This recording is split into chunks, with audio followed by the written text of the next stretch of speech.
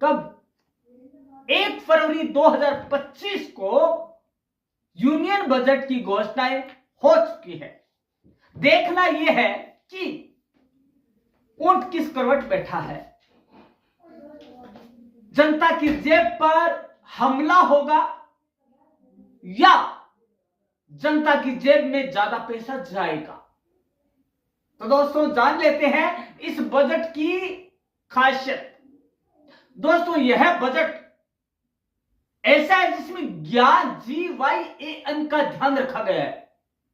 अब आप कहेंगे ज्ञान मतलब, जी मीन्स गरीब, वाई का मतलब है युवा, ए का मतलब है एग्रीकल्चर मतलब कि कृषि, और एन फॉर नारी मतलब महिला।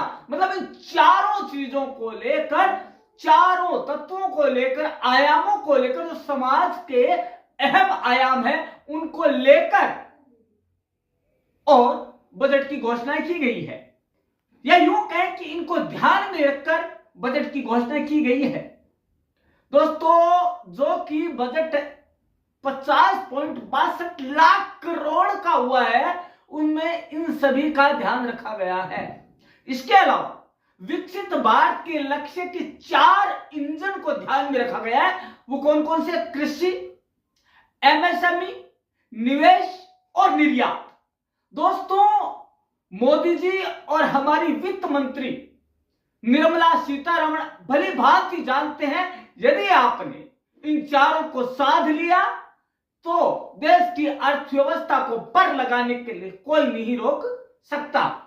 तो दोस्तों जान लेते हैं कि इस बजट में मध्यम वर्ग होगा माला माल, किसान, जवान और महिलाओं को क्या मिला? दोस्तों सबसे बड़ा तो फायदा यह हुआ है कि 17 लाख रुपए तक की आय पर कोई टैक्स नहीं लगेगा। हो जाए तालियां, बड़ी खुशी की बात है। जैसे यह घोषणा हुई, संसद में मोदी मोदी के नारे लगने शुरू हो गए, क्योंकि ऐसा कभी हुआ ही नहीं। जनता लुटती रही थी आज से पहले, लेकिन अब जनता माला माल होगी, बचत बढ़ेगा, निवेश बढ़ेगा, उपभोग बढ़ेगा और जनता की जेब में पैसा आएगा। यह होगा। तो दोस्तों मोदी सरकार की तीसरी कार्यकाल का दूसरा बजट शनिवार को लोकसभा में पेश किया गया। वित्त मंत्री निर्मला सीतारमण ने बजट में